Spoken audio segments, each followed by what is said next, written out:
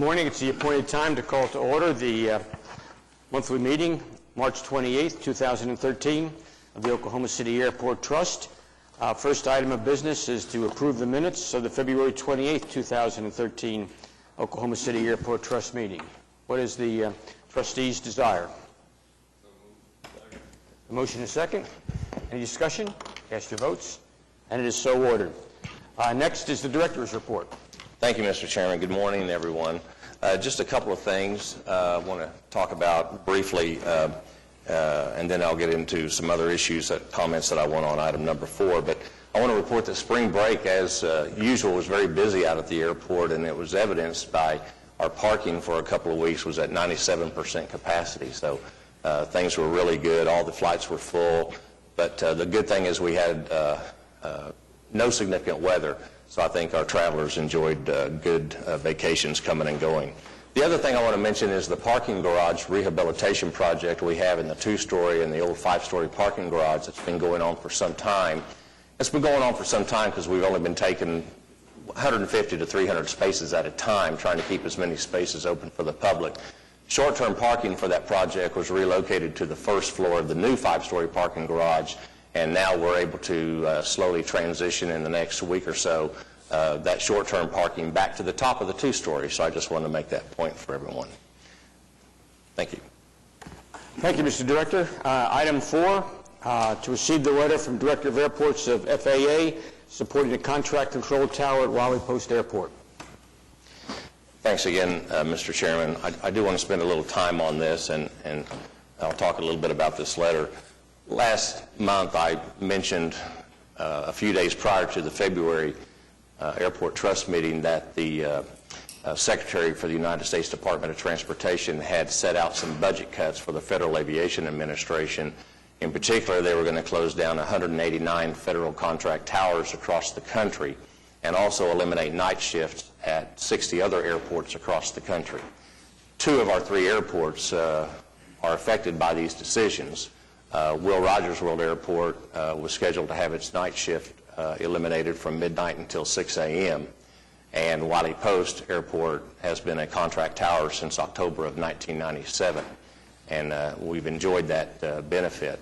On May 13th, on March 5th, the FAA asked airports of affected contract towers to justify why their towers should remain open.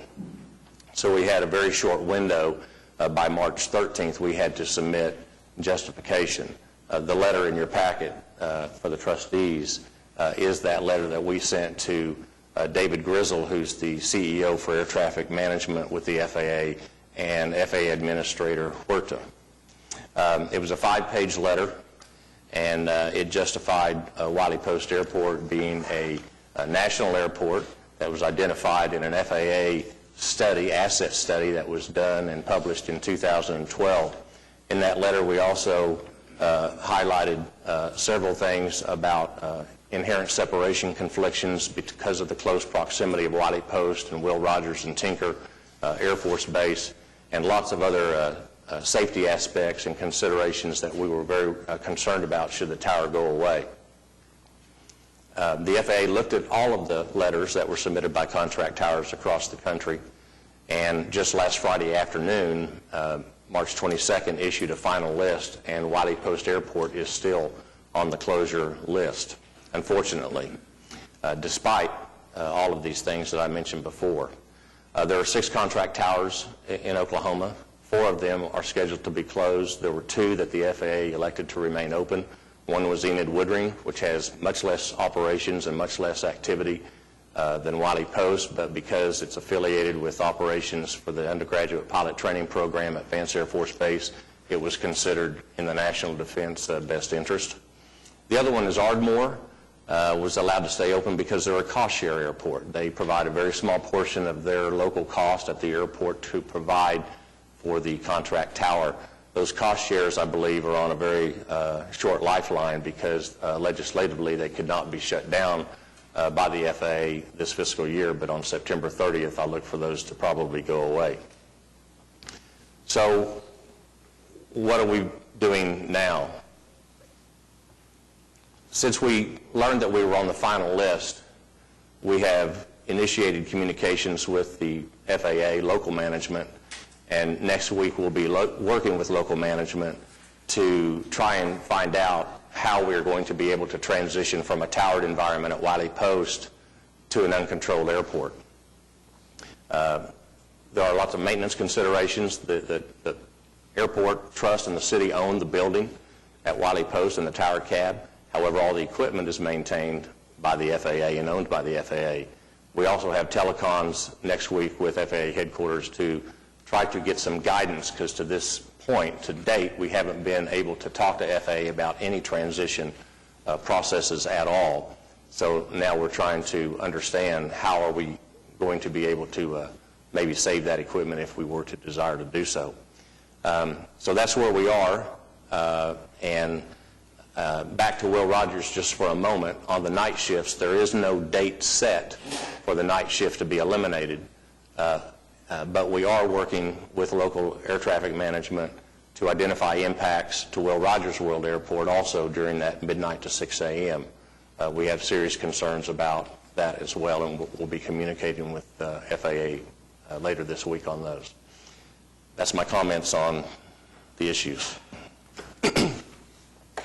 Any comments or questions from? Yeah, I do have some comments. I'm on the Board of Regents at OU, and Westheimer's in a similar situation. In Norman, the contract is between the FAA and the university. And so it happens in that situation that the controllers are really employees of the university, and then FAA contracts with the university. And the plan there that President Boren plans to pursue is to work with the City of Norman, Chamber of Commerce, and the university, and together try to keep the tower open on an interim basis. That contract is about $500,000 a year. So the thing about the sequester, I think its origin, the administration came up with it thinking no one would ever be crazy enough to let this happen. And sure enough, only in Washington could something like this happen. But it's happening, but we don't know how long it's going to happen. We don't know if we're looking at 90 days, 6 months, we don't know. I think it's reasonable to assume this won't continue forever, is my point. And so I think we're looking at a 3 to 6 month interim period. And I think it would, I really struggle thinking of the jet traffic at Wiley Post being in an uncontrolled airport. Yes. Well, that seems crazy to me. And I want to mention we are responding to a council request to look at any estimated cost it might be to fund our operations locally. I want to also state, this is very important, that we had outstanding support from our congressional delegation. For the last 3 weeks, I've been working with representatives of Congressman Langford's staff and Senators Coburn and Inhofe staff.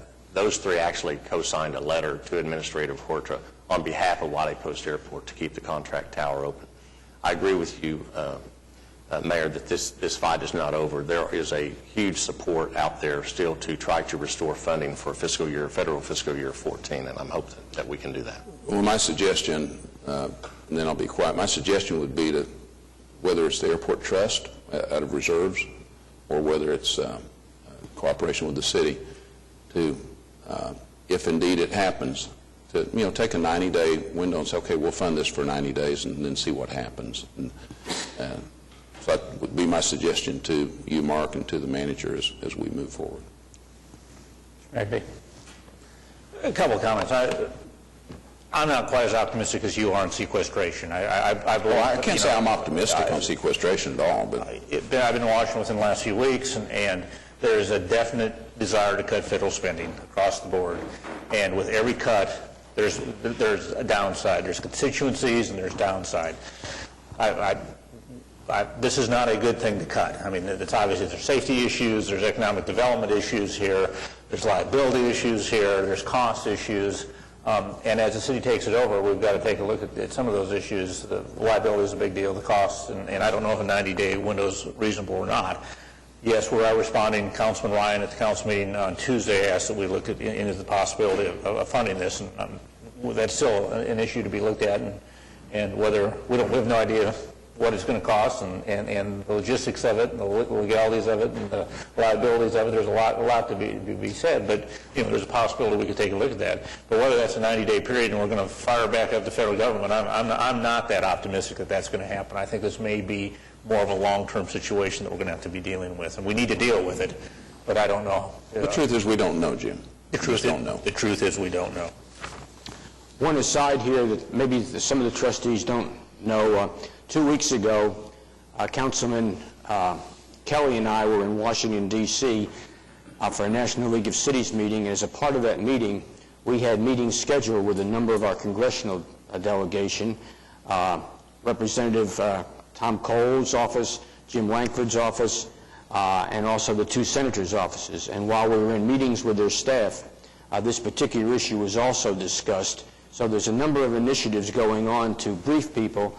And as Mark said, the congressional delegation was very sympathetic and very positive in their desire to keep Wiley Post open, but they were dealing with the same challenges that you all have talked about here with the federal government. So there are a number of efforts going on. Go ahead. Well, I received, and all the council received a memo from our lobbyist in D.C.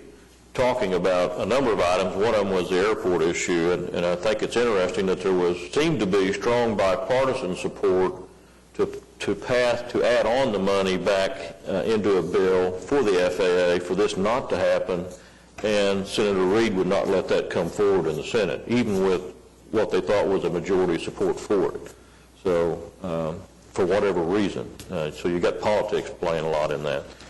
But I'm very supportive of finding a way to keep Wiley Post open, but that doesn't go without a concern that the FAA is not looking for situations like this to get a city or somebody to fund that operation, and then when they do start putting things back in place, they'll say, well, we don't need to worry about Wiley Post because the city's picked that up already. So that's a concern I've got about going out there and on our own dollar and trying to find a way to support that.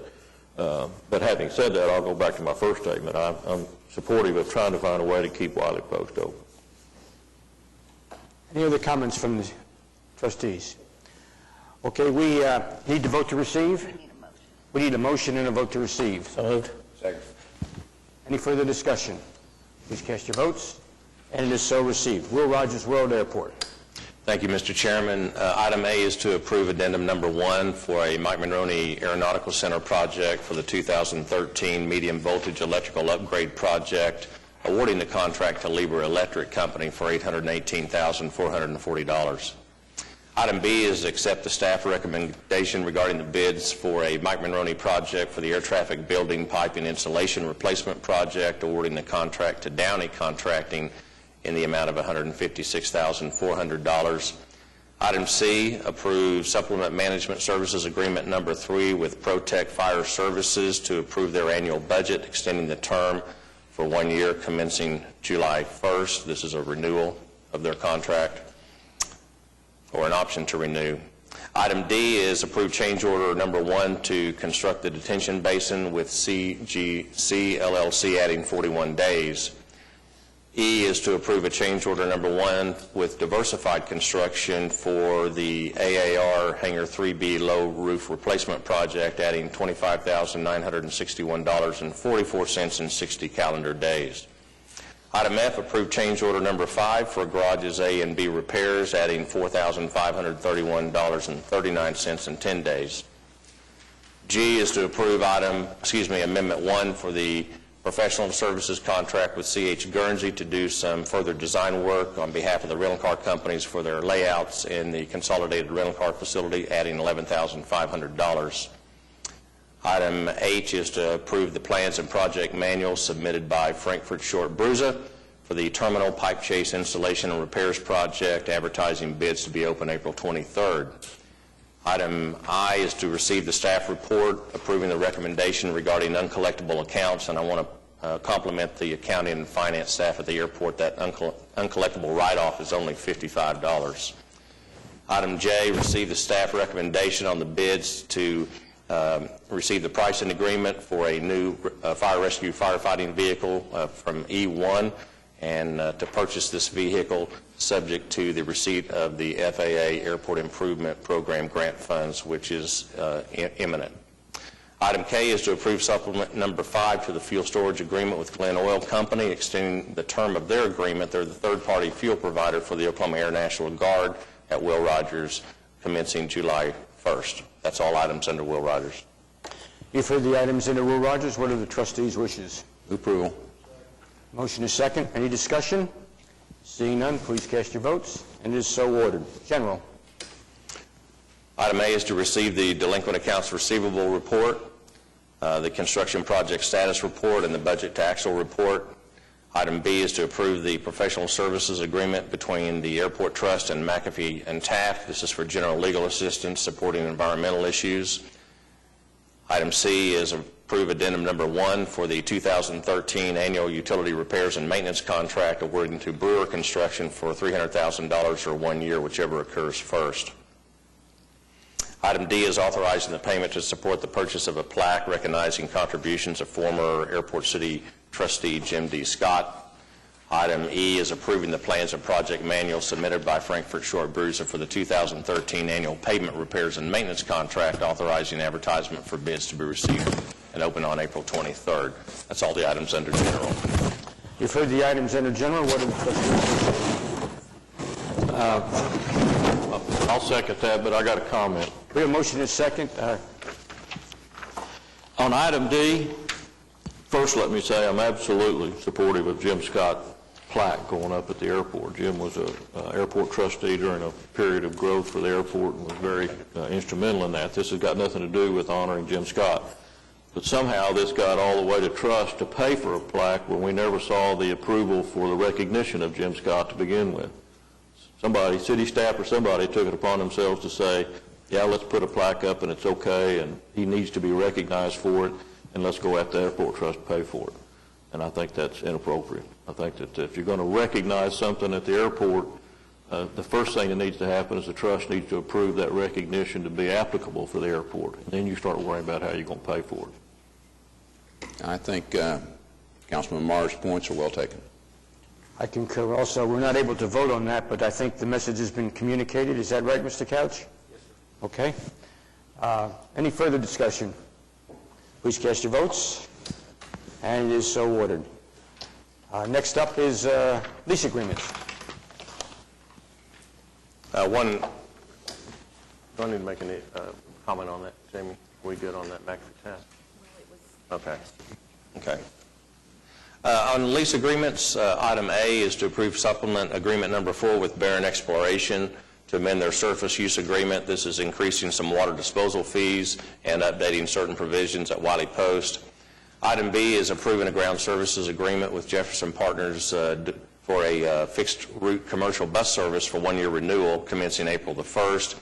And then item C is approve various ground service agreements with taxi cab companies and shuttle companies and various courtesy vehicle companies for the next year, and we'll see a couple of those probably on the subsequent months to complete all of those. Those are all the lease agreements that I have, Mr. Chairman.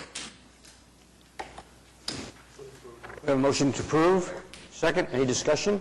Seeing none, cast your votes, and they are approved. Item 8, what is the trustees' desire on item 8? Motion is second. Any discussion? Cast your votes. And it is so ordered. We now come to the point, comments from trustees. Comments from staff. All right, we have now comments from citizens, and we do have one individual who has requested to be heard, Jack Dake, if he will come forward. And if you will also, Jack, give your address for the record. Yes, will. My name is Jack Dake. I'm Land and Operations Manager for Barron Exploration Company. My address is 2116 Cadwell Avenue, Oklahoma City. I live on the south side, and Wiley Post Airport's been a big part of Barron Exploration's life since 1989. We also fly in and out of that airport as well as conduct the oil and gas operations on the airport. So anything that in our view, anything that affects Wiley Post Airport is near and dear to our heart. The closing of the tower is something, of course, of concern to us because that affects airport operations and indirectly will have an impact on us. In the past 8 years, Barron Exploration's efforts have provided $3.3 million roughly of support to Wiley Post Airport in royalties and fees. We average about $33,000 to $37,000 a month that we pay to Wiley Post Airport.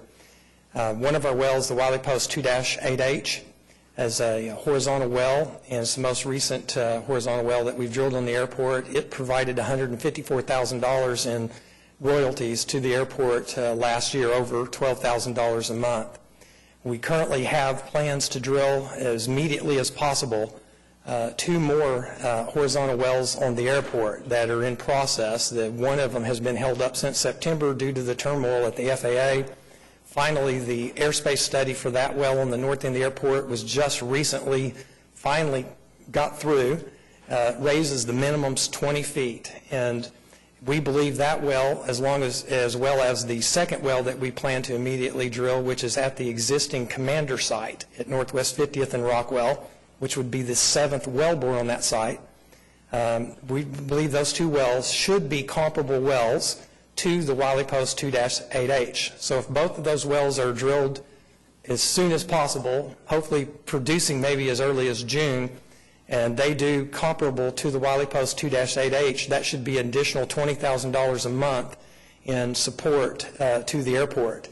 So we just want to make certain that the board is aware of the plans that we had in place that we believe are mutually beneficial to the airport public, of course certainly to Barron. And that might be something that should be considered in the future needs here regarding the tower and other airport efforts. So that concludes my comments. Thank you, Jack. Are there any other citizens who have not signed up who would like to be heard? If you'll come forward and give your name and address and address the board, we'd be more than happy to hear from you. My name is Jim Hensley. I'm the president of American Jet Charter. Our address is at Wiley Post Airport, 5901 Phillips J. Road, Bethany, Oklahoma.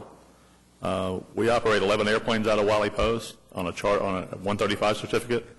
The tower is not essential to our operations, but it's a very necessary part of how we do business and how we can keep our business afloat. Delays going in and out of Wiley Post, coming in or going out, cost us money because we quote our trips by the hour. We've already lost our fire station there, so that took a level of safety away from Wiley Post Airport that we enjoyed for a lot of years. Taking the control tower away would be detrimental, I think, to everybody at Wiley Post Airport. You have a number of companies that are big companies in this city that are based there with their airplanes, Love's Country Stores, Continental Resources, MidFirst Bank. All those airplanes are based there and operate in and out of that airport on a daily basis. All the airplanes that come in to do business with the businesses in Oklahoma City or have businesses based in Oklahoma City that fly their jets in there, Hertz Corporation being one of them that comes in there on a fairly weekly basis, they may look at going to another airport, maybe to Will Rogers, having to increase their drive time to their operations center. Anything you do at Wiley Post Airport to close the control tower is affecting a lot of people and affecting a lot of jobs and people that work at the airport. We need that safety level in place, and I think, as we just mentioned, there is funding there that's being produced to the airport and has been produced over many years to support funding that tower with that type of money and not having to come up with some other resource to how to figure out how to pay for it. I was in contact with Charles Taylor with Robinson Aviation, who has the contract at Wiley Post Airport. He mentioned that the number that they were looking at was just over $50,000 a month to keep the tower open. We can look at reducing the hours of operation of the tower to lower that number a little bit, if that would be a necessary fix. You know, instead of doing from 7 o'clock in the morning to 10 o'clock at night, we could reduce that number maybe to 7 o'clock to 7 o'clock or something that would be less costly. But if we can keep the tower open at whatever cost, we need to look at being able to fund that. He mentioned that up front there'd be a $5,000 fee for the insurance, and then I don't have the exact number, but it's a little over $50,000 a month. Then that would be good till September 30th, and then that number might change. He said they've been inundated with calls from all the towers that they have contracts with across the country right now, with all these cities looking to try to keep their towers open. We don't need to be a number 2 city. We need to be a number 1 city and make sure our reliever airport for Will Rogers keeps the control tower open, and we can remain a growing city with that in mind. If we close the tower, businesses are going to look at Wally Post and go, well, I don't know if we want to base a business in Oklahoma City if they can't afford to keep their tower open.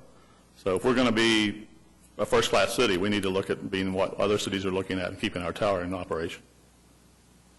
Thank you. And thank you, sir. Mr. Humphreys, for supporting us. Any other citizens who'd like to be heard? Seeing none, we are adjourned.